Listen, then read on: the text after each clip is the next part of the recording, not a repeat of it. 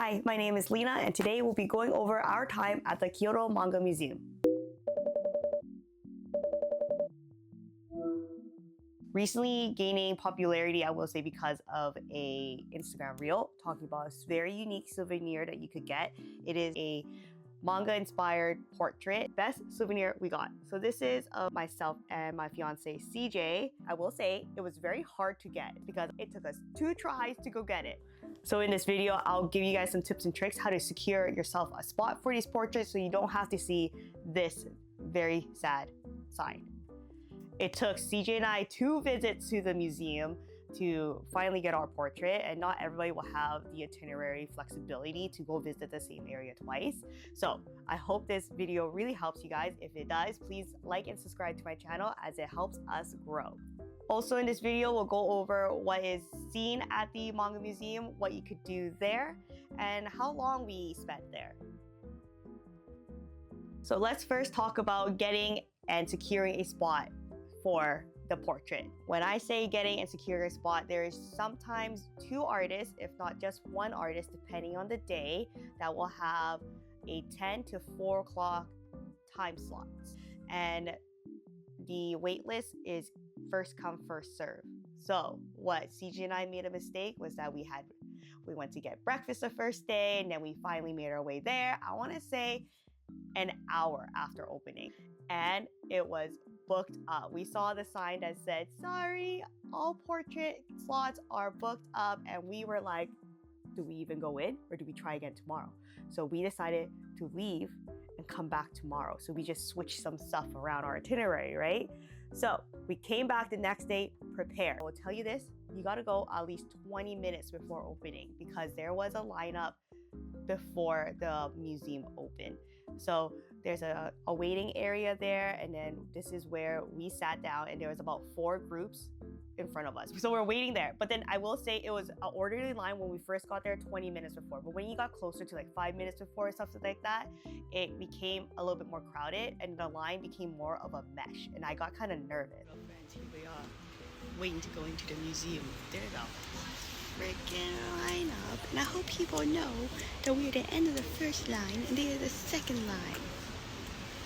Even though everybody's polite, there's some tourists there that, like, you know, they want their souvenir.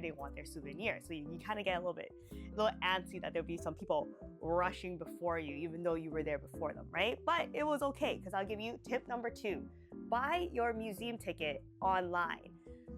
When you first walk in, when the doors open, there is about 2 kiosks to buy your ticket. I would say that was the biggest holdup because, like, you had to wait in line to get the kiosk, and then you have to go buy a ticket, and then you get it scanned, and then you go in, right? CJ was super smart. He kind of looked online while we were waiting outside, was able to buy our tickets online, and when we went in, there was a person scanning e-tickets, so we got scanned, I want to say like second in, and then we immediately went in and turned left. That is where the portrait corner is. When we got there, there was 2 artists set up, right? The artist that was free was like, oh, there's 2 of us here today. Take a look at her style and my style, and you could pick who you want. And then they had their sample art set up on like little bookshelves. The artists switch up from, I want to say, like there's 5 different artists and they have their own schedule. The schedule comes out 1 month before. So if you're planning, you might have to wait until like the month before you go to see if there's a specific artist that you want, and you have to line up to the day that they're working. Or if you just want to prepare yourself and be, we're going this day, these are the artists that we could pick from, or this is the artist that's available, and then kind of go from there. So we were super lucky that the style that we wanted, the artist was there the second day. I don't think she was there the first day. She had a couple already sitting down filling out their information. So she handed us a different clipboard that said like waitlist. So then she wrote in the time for us to come back. So it opened at 10. She gave us the 10:50, like 11 o'clock kind of time slot. So we put in our name, and then she said, okay, just come back at this time and then we'll see you then. So we felt real good, real secure. Then when we were kind of like just kind of hanging out, just kind of observing, breathing now, because now we're less stressed because we have our reserved name, we turned around. The lineup behind us was so long. On the website of the Kyoto Manga Museum, it does say that you are allowed re-entry. So if you would like, you could come in the morning and sign up and then come back for your time. And then maybe like if you want, come a little bit earlier and explore the museum then, or if you want to stay the whole time, you could. That's what CJ and I did because our wait was about an hour. We decided to explore the museum. Things to do in the manga museums. We noticed lots of different mangas in different languages. French, Dutch had a small section there, Swedish, Chinese, Thai, and many more. There was lots of different areas to read. There was one that kind of looked more like a classroom setting and more like couch setting, but there's lots of different just random desks along the hallways because this facility, it used to be a school and they converted it to a museum. There was also an area where there was pencil, crayons, and paper for drawing and a little bit of a wall to poster drawing. So lots of different styles that you saw visitors do. There's people put their country and what day they came and things like that. So CJ did a drawing, I did not.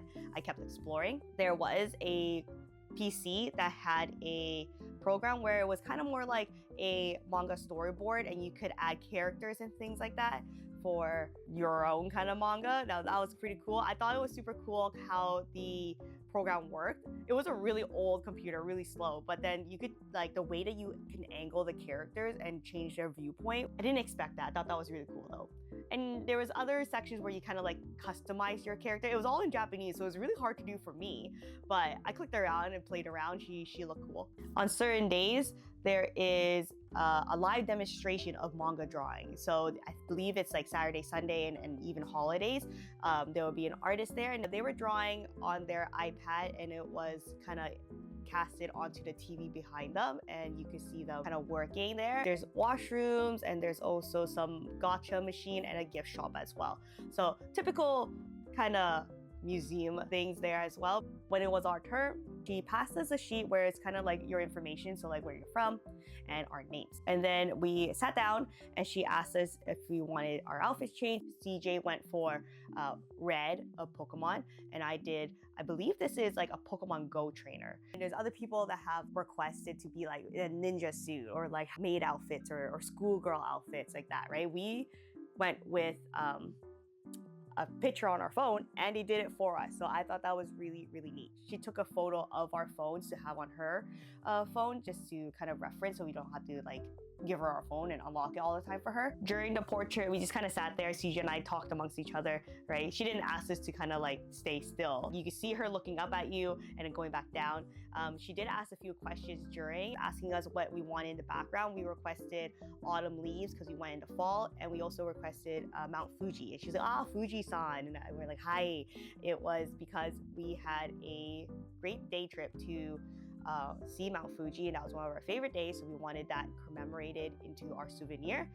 We actually vlogged that day, so there's a link in the description, and also I'll link it up here for that vlog if you guys want to take a look at our day trip to see Mount Fuji. When we were done, she did stamp it with the date and the Kyoto Museum there, and she wrote our names, so Lena and CJ.